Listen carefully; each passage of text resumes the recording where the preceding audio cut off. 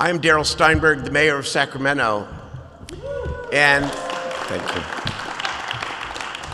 And what a great honor it is for me to be able to kick off today's very, very important set of announcements. I want to welcome and thank Governor Newsom and the first partner for being here today, obviously. But so much more important than being here, and even more important than the announcement that you are about to make today, is the acknowledgement and the gratitude on behalf of all of us for what you have done to make this issue of homelessness and mental health and mental illness a top-tier public priority. Because I have been around for a while, and I will tell you that no one has wanted to touch this issue. And so today's announcement will stand alone, but it is on top of the homeless assistance program that even in a deficit year, you have suggested to our great colleagues in the legislature here that we ought to continue that. And so there are many leaders from the legislature here, and I'm grateful. Love your branch of government, by the way. But I want a special shout out, because I wouldn't be the mayor of Sacramento if I didn't recognize and welcome Senator Angelique Ashby and Assemblymember Kevin McCarty, and thank you for being here. So I'm not stealing the governor's thunder, although this has been in the news already this morning, but I just want to say why this is so significant and use Sacramento as the example, because this is not just a Sacramento project here. The governor is proposing that he aids, and the legislature aid many cities throughout California where this problem is, of course, very, very real. But here in Sacramento, we did something at the end of 2022 that we're pretty proud of. We entered into a legally binding partnership agreement with the County of Sacramento that lays out our roles and responsibilities. It's really an accountability document, because what it says is that the city and county are going to work together. We are going to employ at least 50 more in our city, it's pretty big, 50 more outreach workers to engage people in the encampments, including mental health conditions, who can diagnose on the spot and have the obligation to enroll people in the services immediately, and then to help navigate them off the streets. And then to do, and this is what it says, whatever it takes, including wraparound services, full service partnerships under the Mental Health Services Act, all of it, to get everyone off the street. Now, I know that's an ideal, and it will take time. There's one thing missing. Despite the unprecedented commitment and investment by this governor, we still don't have enough beds. We started at less than 100 when I was mayor. Now we're at 1,100 beds a night, and they're full. The county the same. This is a lifesaver, what he is going to announce today. And it is going to enable us to achieve the objective to a greater degree. What he has called for, what the people are calling for: clean up the freeway corridors, make the cities safer, and do it in a humane way. That's what this is about here today. And so we are grateful, Governor, that you have chosen Cal Expo as the place to start your tour of the state. It's an important site, actually, because it's a state asset. And it's a wonderful place. State Fair, we all love it. Corn dogs, all of it. But it is also underutilized. And this is the place where we need to not solve the whole problem, but it needs to be part of the solution right here at Cal Expo. State, city, county, community. This is a new day. Thank you so much. Great to be here. Let me introduce now my colleague. Again, all big city mayors, and Governor Newsom, of course, was a big city mayor. All big city mayors are dealing with the same issue. And so we're really grateful to have the new mayor of San Jose, Matt Mahan here to speak to all of you. Welcome, Mayor Mahan. Thank you.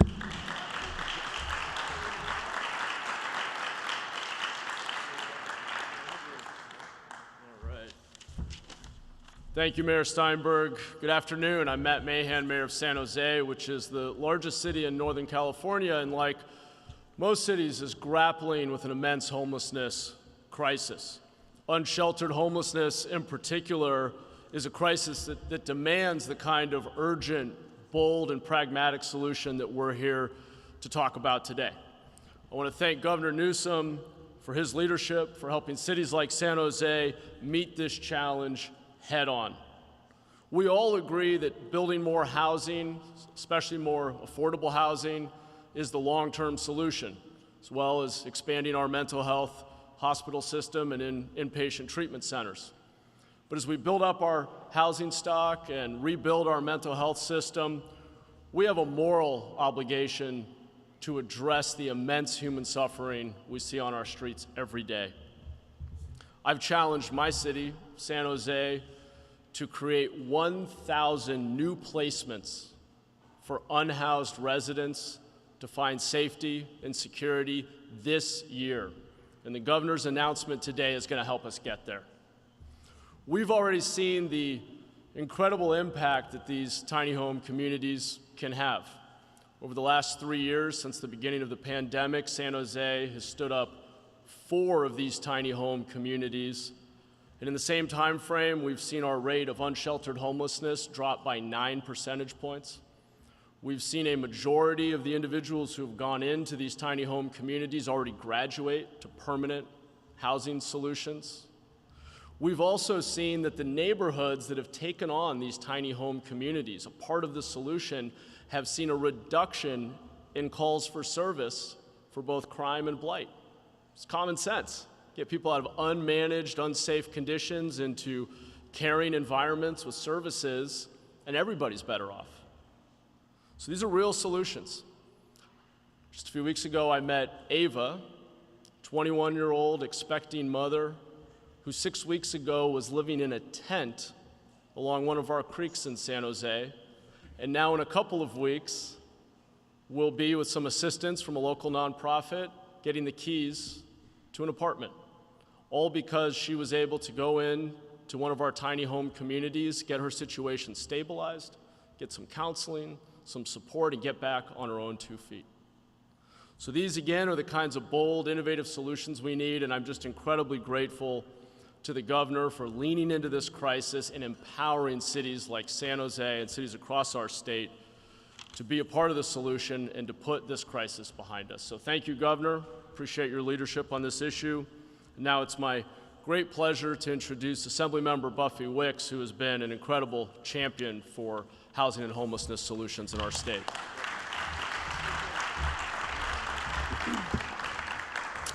Thank you, everyone. My name is Buffy Wicks. I represent the beautiful East Bay, Oakland, Berkeley, and Richmond area. I'm also the chair of the Assembly Housing Committee.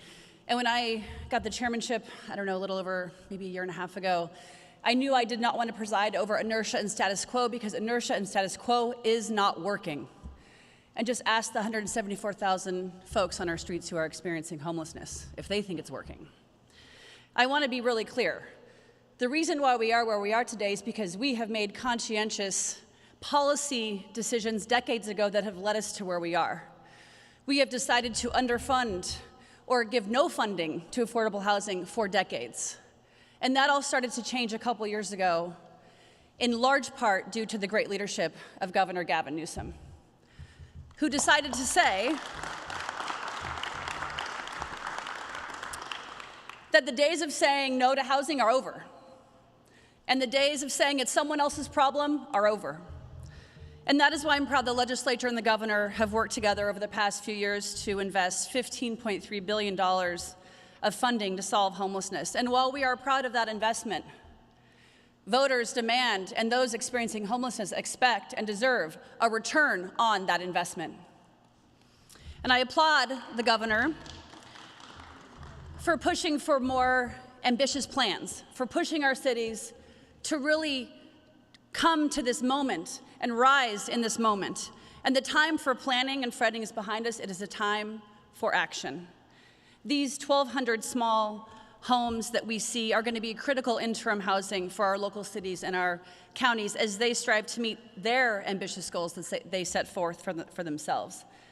And while it took us decades to get into this crisis, we know it's going to take time and commitment from the state to move ahead, and our local communities. And I'm committed to that. I know the governor's committed to that.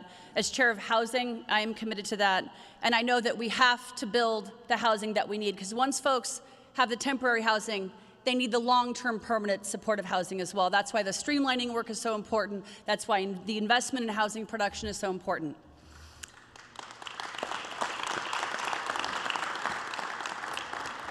I want to also acknowledge some of my colleagues who are here who have been leaders in this space as well. We have Assemblymember Mike Gibson joining us. We have Assemblymember Kati Petrie-Norris joining us. And one of our newer members who has done a lot of work in the homelessness space in a prior job, Assemblywoman Piar Shaiovo.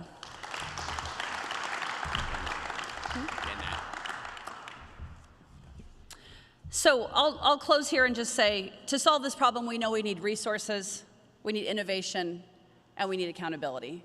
And I think that is what this reflects. I'm excited to be here with you all today, and I'm even more excited to introduce one of my co-conspirators, partners in crime in the Assembly, whose district you are currently in right now, Assemblymember Kevin McCarty.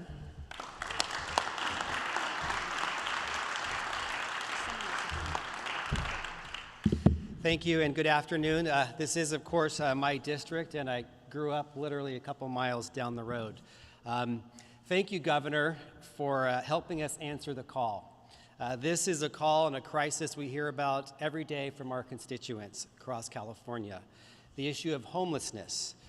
We appreciate hearing from our mayor of Sacramento and the mayor of San Jose, because this is a collective problem that we all need to address. It is literally an albatross that all levels of government need to step up and tackle today, as we heard from Assemblymember Wicks. And we need to act together with a sense of urgency. That's why I'm so supportive of our governor's plan and call for swift action to reallocate existing monies from our state budget to make these 1,200 tiny homes a reality in 4 cities across California. Sure, we'd love to have permanent supportive housing for 174,000 homeless across California, like the 2,000 homeless along our parkway just 100 yards behind us. But we need to focus on triaging today. Californians demand action today. We cannot wait. This helps get people out of the encampments along our beloved American River Parkway and from our central city freeways, as our mayor just noted. Lastly, Governor, I thank you for having us here at Cal Expo, because as our mayor stated, this is a state asset and a key to helping us solve this critical problem. But it's been elusive to make it happen at this site. Just 2 years ago, you signed my measure greenlighting the placement of homeless facilities right here at Cal Expo, but we weren't able to make that a reality, and I'm confident we're going to do so this year. Again, many cities across California need our help, but we're appreciative that our capital city will be among the cities of Los Angeles, San Diego, and San Jose for answering the call. Thank you again, Governor Newsom. Next, I'd like to introduce another Sacramentan, a newcomer to our state legislature, but not a newcomer to the issue of homelessness in our capital city, Senator Angelique Ashby.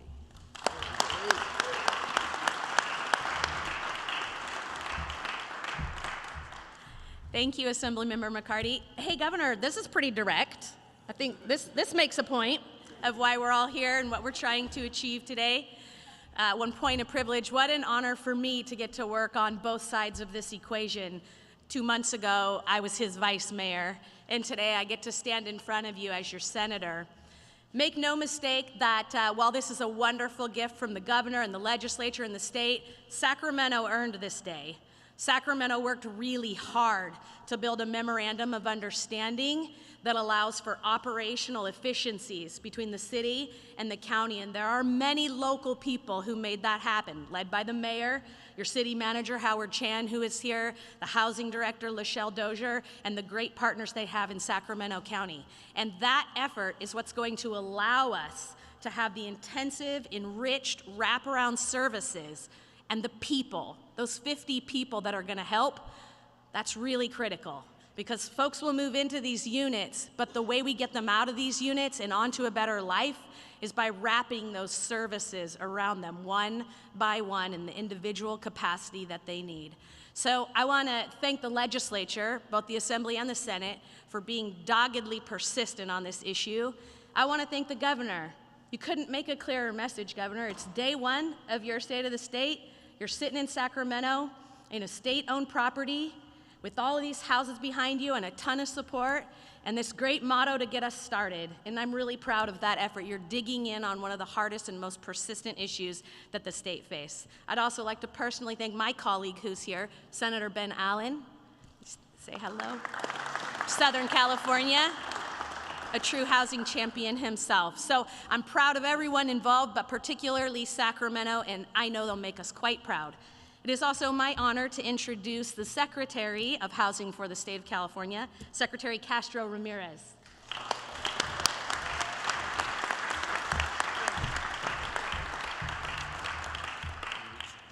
All right, buenas tardes, good afternoon. As mentioned, I'm Lourdes Castro Ramirez, and I serve as Secretary of California's Business, Consumer Services, and Housing Agency. And just a point of personal privilege, boss, governor, and first partner, my family, my daughter is here in the audience. She's on spring break, Natalia. And my husband, Jorge Ramirez. Thank you for being here. As mentioned, I think we all know that having a home is fundamental. Yet we know that too many Californians lack a safe, affordable, and dignified place to call home. Many of our neighbors live in overcrowded housing, temporary shelters, cars, and tents. Why?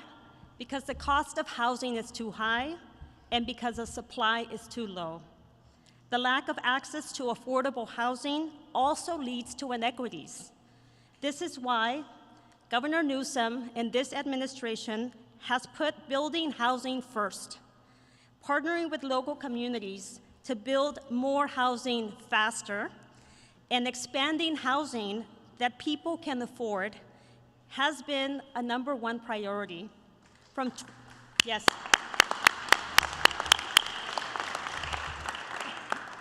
2018 to 2021, California financed the construction of nearly 60,000 permanent affordable homes. And as I speak, we have more than 20,000 homes in the pipeline. We've streamlined state bureaucracy, we've consolidated programs, we've developed new housing production models, dedicated more resources and tools, designed pro-housing incentives, and held cities accountable for meeting their fair share. And all of this in the midst of a global pandemic. We have made significant progress, but there's much more that needs to be done. Addressing this challenge requires all of government, state, local, and federal partners working in a unified and coordinated manner.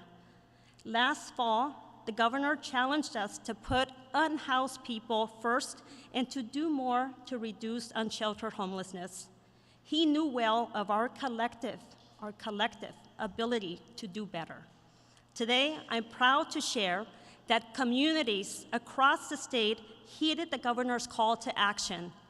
In a bottom-up approach through their local homelessness action plans, communities came together, they worked together, city, county, continuums, to commit to reaching a 15% statewide reduction in unsheltered homelessness by 2025.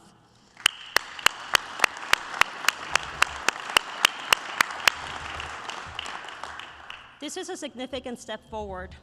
In the next few weeks, my team will be announcing funding awards to support the implementation of these local action plans.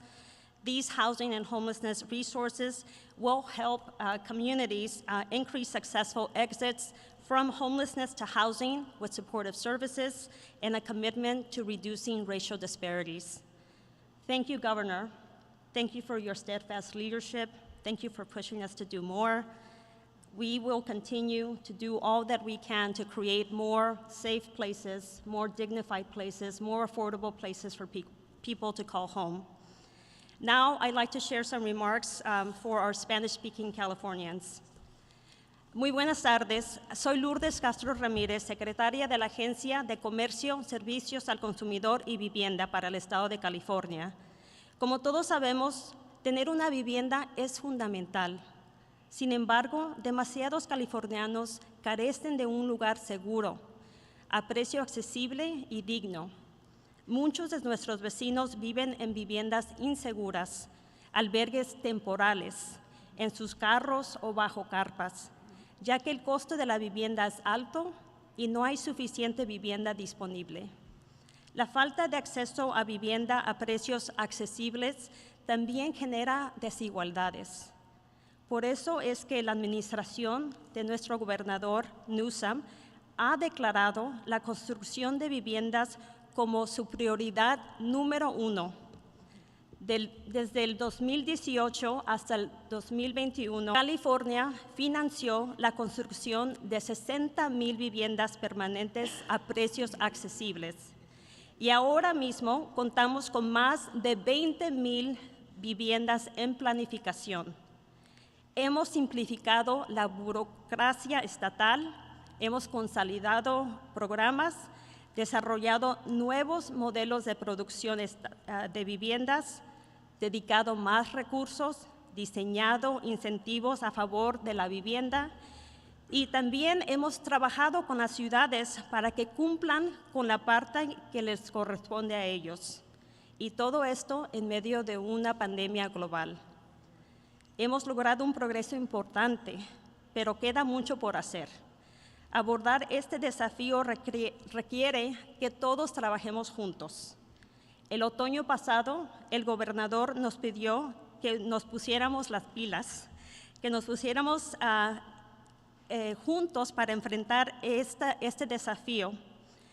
Y lo hizo porque él sabía que tenemos la capacidad de hacer un mejor trabajo. Hoy me enorgullece compartir que las comunidades de todo el estado escucharon el llamado a la acción del gobernador Newsom. Por medio de un planteamiento local, las comunidades se han comprometido a reducir el 15% en todo el estado el número de personas que enfrentan falta de vivienda para el 2025.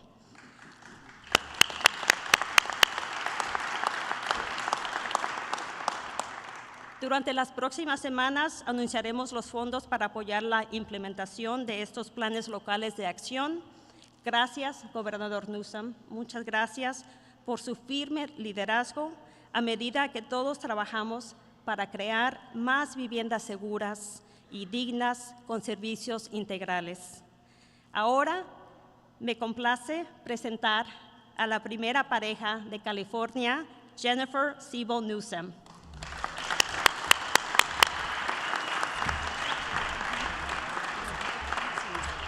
Quiero hablar en español, pero si hablo en español, ustedes van a estar enojados conmigo.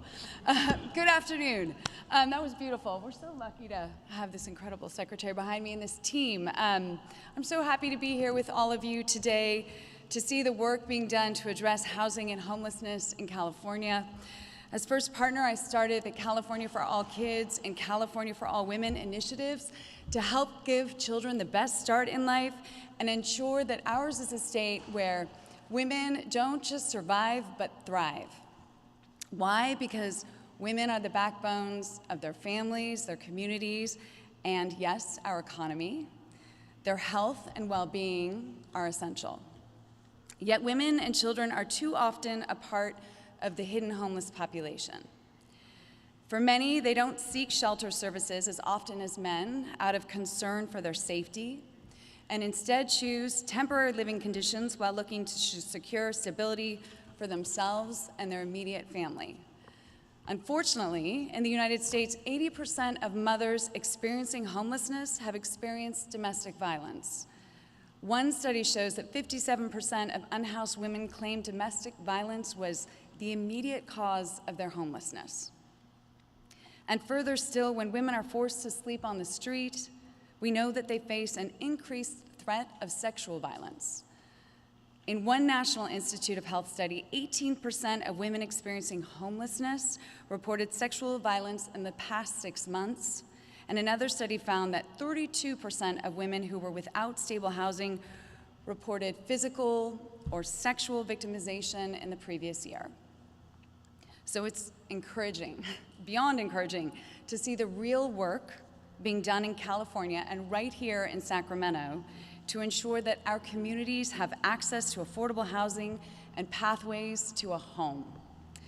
This is critical to protecting women and families and ending intergenerational cycles of poverty and physical, psychological, and sexual abuse.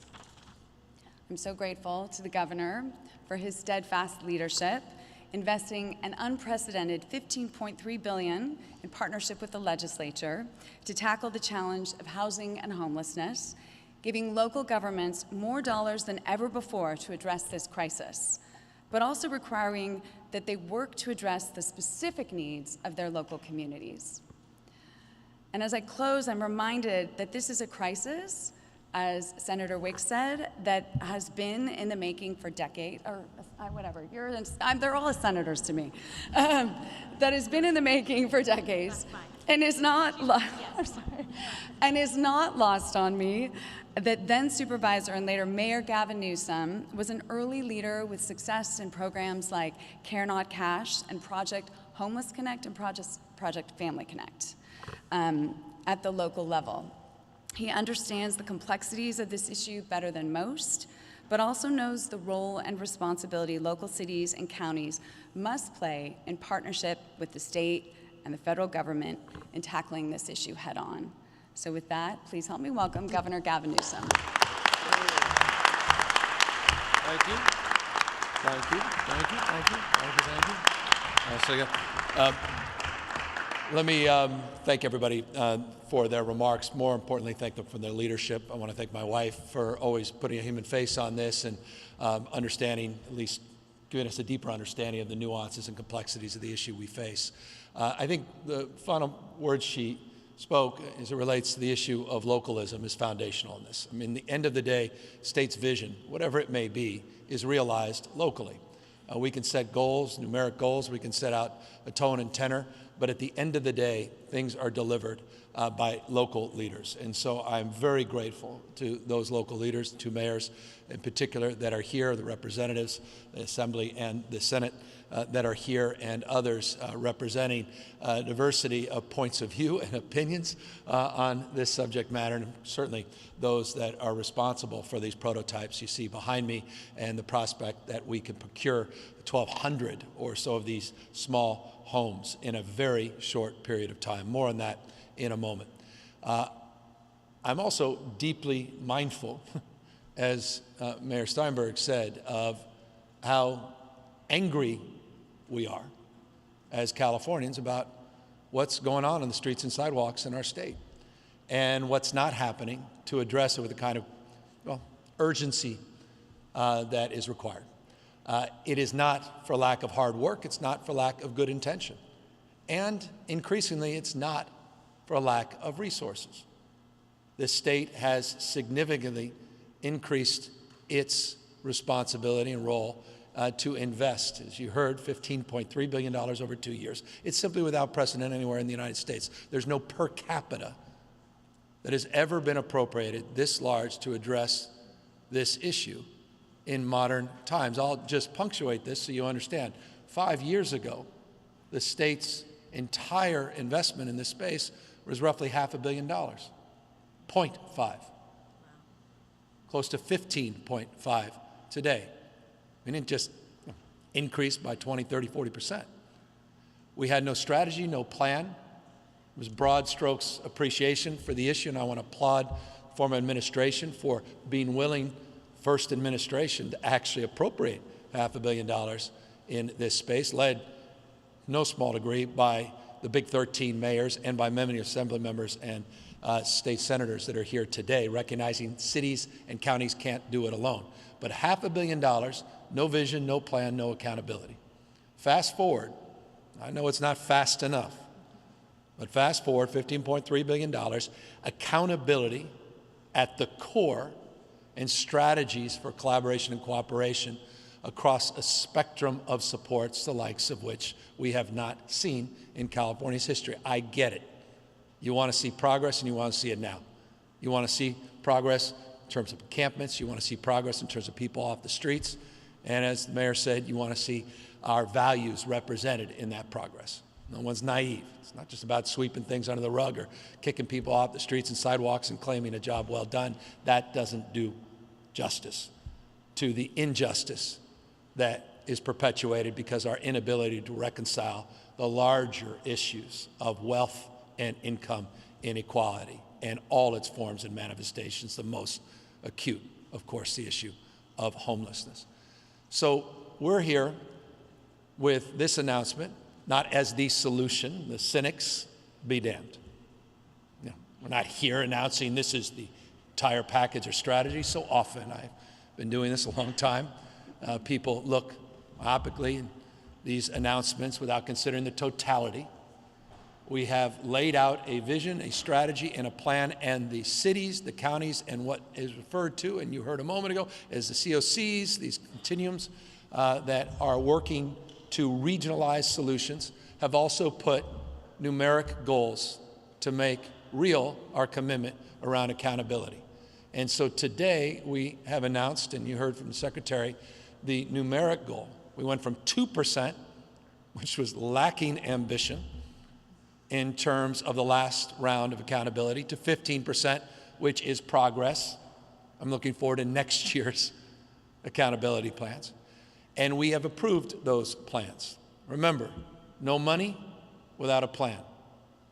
Plans with numeric goals, real strategies, compelling relationships that need to be formed, city and county and regionally, a framework of focus on delivering the results that you deserve. And as a consequence of that, within the next couple of weeks, we're going to be putting out $1 billion of awards by the end of this calendar month to the cities and counties to put those dollars to work to make real the commitments they've made in these plans. That's progress. And by the way, that would not have happened without the legislature. Both those things. Legislature demanding more accountability, thank you. And the legislature being willing to continue to provide unprecedented resources despite the fiscal constraints that we're facing here at the moment in the state. And finally, as it relates to these small homes, the urgency of the moment requires that one of the tools in terms of our strategy is to immediately address the anxiety, as Mayor Steinberg said, of being able to actually get someone off the street and have a place to go. Now, we've done that with Home Key. We did that with Room Key on a temporary basis, Home Key more permanent basis. But in that continuum of rapid rehousing, in that continuum of prevention, which is part of the original continuum, we have got to provide more options. And so what we are doing is we're deploying these 1,200 plus units. You can see these units are not just, in every case, for one individual, multiple individuals in these units, and we're putting them out with 4 partners. And that's why I want to thank you, Mr. Mayor. I mean, talk about immediately stepping up. New mayor of San Jose, all the energy and vibrancy. This guy gets it. He's one of our great leaders. Watch this space with this young man. And he immediately said, yes, I'm on board. All we ask from the mayors, including Mayor Steinberg, is this. Once we get all this done, designed, and delivered, once we connect, quite literally, the utilities and all of the other resources in this space, we need you to be accountable, to operate these things, to manage these things, to case manage the individuals. We ask you to prioritize, because we set aside $750 million to do this, encampments, through our encampment resolution grants, so that we can address what's happening on the streets and have the ability, when we're out there doing the outreach, that when that individual is ready, that we have a place to go, or at least another option in terms of the alternatives to living out in the streets and sidewalks in these extraordinary and horrid conditions that so many are struggling and suffering through, particularly around this time of year. And so that's the commitment they have made. San Diego County is fulfilling that commitment. San Jose is advancing it. Sacramento, they're the beneficiary. We just found another 150 small homes because Daryl demanded it to get to 350 here. And Mayor Bass, who would love to be here, we did a Zoom together, committing almost half, 500 of these small homes to get moving. We're hoping to get them constructed in a matter of months, not years. I wanted to say the summer. My staff said press will attack us if we fall short, so we are saying the fall. You still may attack us if we fall short. We're going to do our best. You got folks that are showing off their wares. We're in a procurement process. As was stated by Member McCarty, we are doing this with existing appropriations, part of that $2.2 billion we set aside in the behavioral health spectrum, and we're redirecting those dollars, again, with a sense of urgency that this moment is required. So more accountability, more resources, yes, flexibility, but accountability, and with the ability now to add these small homes to the mix and provide some, complementary efforts to a lot of the work that is already being done at the local level. We're grateful to be here, mindful as well in closing that homelessness and housing go together. And so I appreciate very much Lourdes and others making that point, and Buffy Wicks, next level in terms of the work she's been doing on the housing front in the last few years. We've signed 20 CEQA bills, 70 housing bills, $10.3 billion additional. $10.3 billion been set aside on the housing front. Again, unprecedented in California's history. You combine those two efforts with all the streamlining, accountability, and siting, it's a new day, and I get it.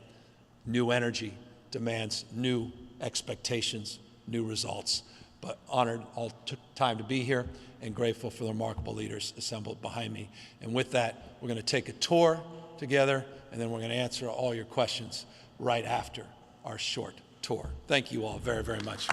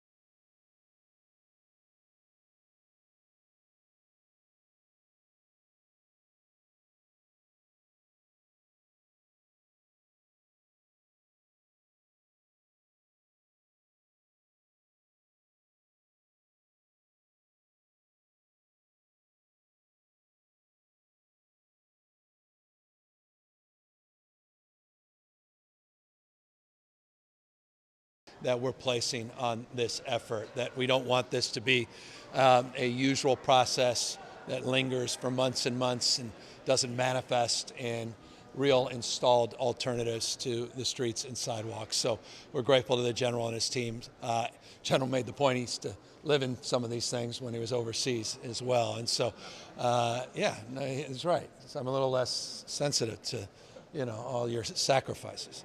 But we're grateful that all the teams that are assembled here did sacrifice their time and energy to come up and show these examples. Look, here's the bottom line. If this works and it's well received and we can guarantee the quality of the services on the other side after the handoff, not just for a week or two with a shiny new object, but over the course of months and years, that this state, obviously, and you saw with legislative leaders that were here today, be more than supportive of providing more resources. But remember, the ability for the handoff to work is enhanced because of the $1 billion that we're providing the cities and counties as well.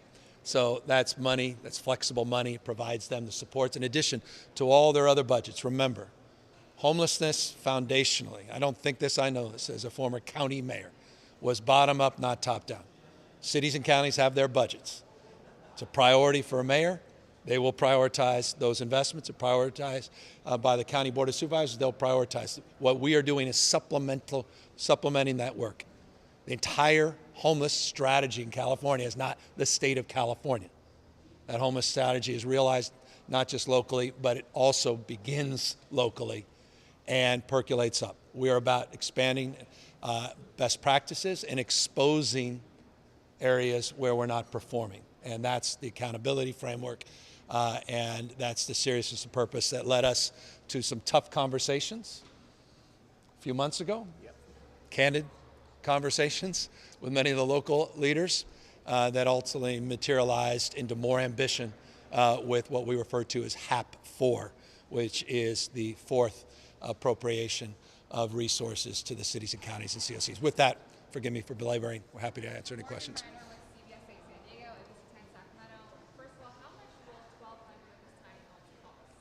We are estimating, and I don't want to negotiate against myself in public, but we're in that $30 million range. So this is not break the bank area. I mean, just think about that. I mean, you guys are writing, not just reading, about units that are going up for $800,000, $900,000 in some cases. That takes 6, 7, 8, 10 years. I mean, obviously those are permanent, beautiful, supportive housing units. And I'm not substituting these for that kind of quality and production. But do the math, and $1 million a key only goes up, or even $500,000 a key, versus something you could do substantially lower than that, a 20th of the cost, certainly less than a tenth of the cost, and do it in a matter of weeks and months. Some of those are weeks, some are months, versus years and years and years, particularly to address what's happening with encampments in this state. I cannot impress upon you how we need to focus with more energy and precision on addressing encampments. There's no humanity in that. People are dying on our watch. I've been to too many of these encampments. I've been part of the cleanups. Breaks your heart what's happening there. So, forgive me for being so pointed in this space, but we're not just being pointed. $750 million was set aside specifically for novel strategies to provide supports and now to provide the alternatives for that support.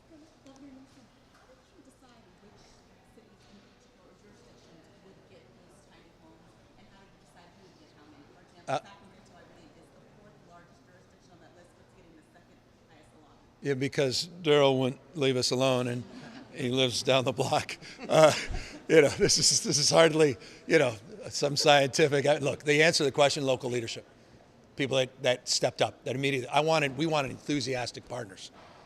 We didn't want people that we had to coerce, because we want real partners, people that actually are passionate about this, believe in this, and those that have done some really good work already. So we've seen in San Jose and I've been down to many of the sites in San Jose. We've seen in LA as well, and we want to build on their success, and success leaves clues. The idea is to expand this. The idea is to make this a larger scale pilot, not a small scale, but a larger scale pilot, and to compare and contrast lessons learned. Unquestionably, there'll be lessons learned. There'll be success and some failure in this space. But at the end of the day, no substitute for local leaders. You have put so many ideas and funding into addressing homelessness in California. It's not just the public who is seeing it and feeling it in a really real way. It comes to people themselves. How long before the public and people who are unhoused start to feel some of these interventions that used to happen? I don't know. There are about 68,000 people that are feeling the benefits of HomeKey. That's pretty profound. I mean, that's at a scale no other jurisdiction in U.S. history has ever provided in a matter of a couple of years. Lives completely transformed and changed. You imagine we didn't have HomeKey? Imagine if we weren't providing the supports, the cities and counties that we've been over the course of the last few years. That's the magnitude of the issue. Now, the numeric count, the pit was not the largest in state history, by the way. We had counts in the early 2000s that were higher than the counts that we have today. What's happened is we're seeing what's going on in these encampments in ways visibly that we haven't seen in the past. And the encampments in the last few years, particularly during COVID, started to get more problematic. And we're also seeing, one has to be sober about this, we're seeing these high potency challenges with different strains of meth, obviously fentanyl. We're seeing things that are contributing to this crisis and exacerbating it, besides the macroeconomics and dislocation that we are dealing with in this state. So, unique set of challenges, circumstances.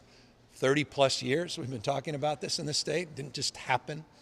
And progress is being found and made all across the state. I think, Mr. Mayor, you talked about San Jose. You saw a reduction last year. And maybe you could talk about the fact there are bright lights of progress here, not just a negative outlook. Absolutely. Thanks, Governor. So in San Jose, over the last 3 years, we've deployed nearly 500 tiny homes into 4 different communities. And as the governor said, for the first time in many years, we saw our rate of street homelessness drop. We went from 84% of our homeless population being unsheltered down to 75%. And we have a long way to go.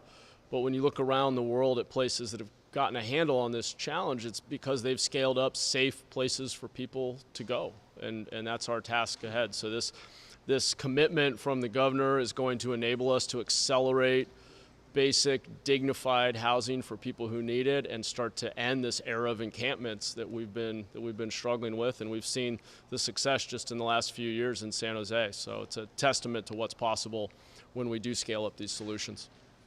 Mr. Mayor, you want to add this? I mean, I would say this. The way I always put it is, to me, there are 2 tests. Number 1 is how many people are we helping? And number 2, do the people in our communities, in our cities, feel differently about it, and do they see a visible and tangible difference? On test 1, we are having dramatic success as a result of the governor's and the legislature's leadership and the leadership at the local level. When I say we started at less than 100 beds a night when I was mayor, we're now up to 1,100 a night. Long-term leases of motels, Project Room Key and now Home Key, congregate shelters, a tiny home village in North Sacramento. One of the problems is that the inflow is greater than the pace at which we're getting people off the street. So what does this mean? In Sacramento, this is going to enable us to focus on several corridors. Governor and I have talked directly about the WX freeway. The WX freeway, visible to everybody. Hundreds of people in these encampments. We've got 3 outreach teams now under the city-county partnership agreement, 3 outreach teams, all with clinically trained mental health workers in those encampments from east to west. We're waiting for one thing, more beds, because we don't have the sufficient capacity. This is a godsend. And if it takes a couple months, it'll take a couple months. We'll do the outreach, and then we will have a place to actually bring people. And we'll be able to prove concept. If we're not going to clean it all up at one time, if we can clean up visible, discrete corridors in our city using this gift and this strategy, success begets success. we'll then move on to the next corridor and set of corridors.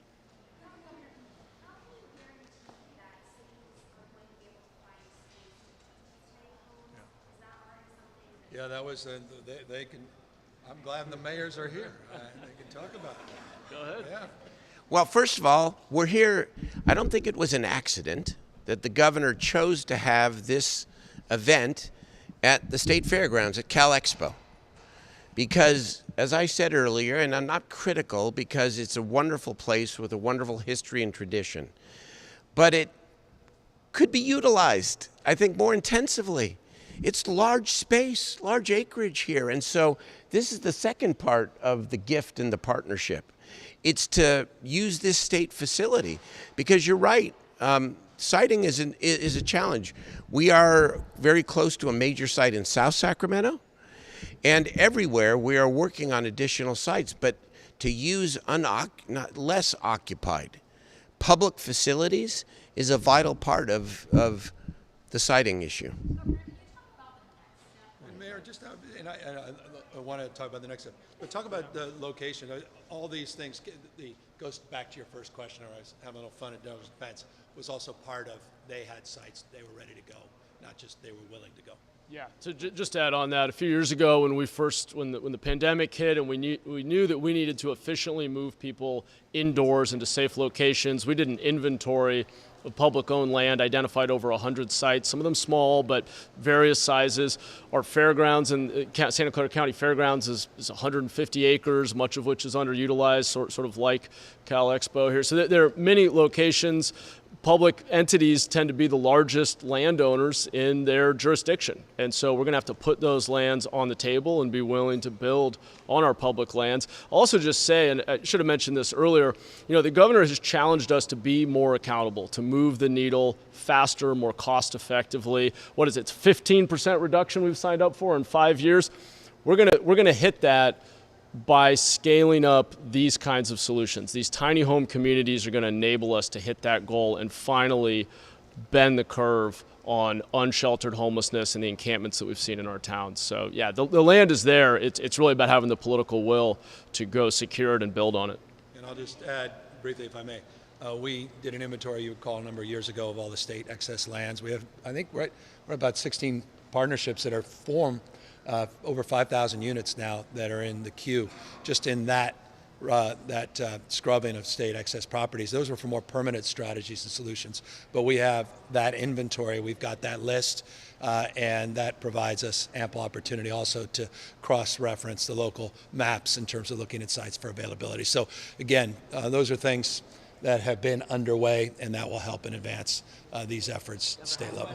Last question. Okay. You can ask a couple more. Yeah. Yeah. What happens if there's not enough permanent housing available by the time folks cycle out of the programs? A lot of them are limited to 6 or 9 months. Yeah. Are you concerned that they could just be right back on the street? Yeah, of course.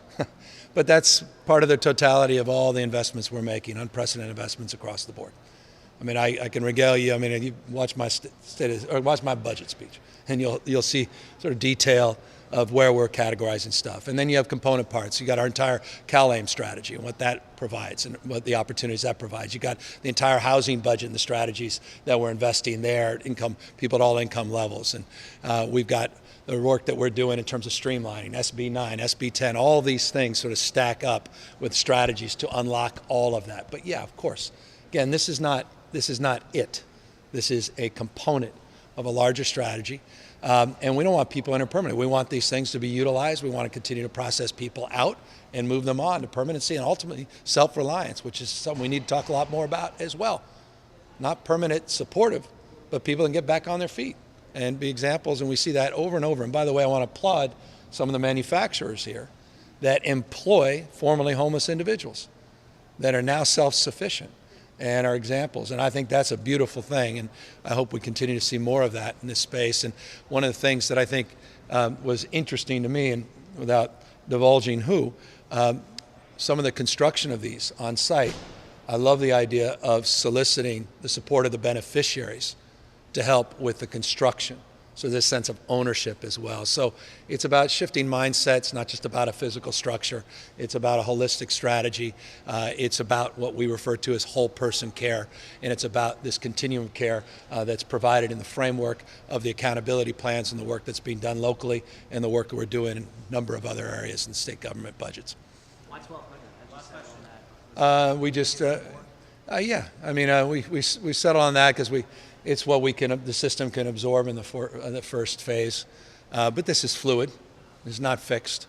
And I think I'm only encouraged further by how many members of the legislature immediately. I know Senator Rubio couldn't make it today. She's been pushing for this for a long time. We have a bunch of legislative leaders that have been looking for new novel strategies for construction. And it's not just or modular prefab, it's other strategies, a lot of interesting things happening in 3D printing as well. I mean, there's a lot of interesting, dynamic investments being made, and a lot of these, as you know, come from disaster preparedness and response, of which California's been on the leading edge for obvious reasons in terms of the opportunities there to invest in the kind of ingenuity and innovation, and we could translate a lot of that to the homeless space as well. The money you're announcing, is it coming from another? Yeah, from part of the $2.2 billion. That's part of. I'll give you. It's got a 4-letter word acronym, so I'll spare you what it is. But it's in the behavioral health side, and we're setting that aside with concurrence of the legislature. Yeah. So we've got it. Thank you all.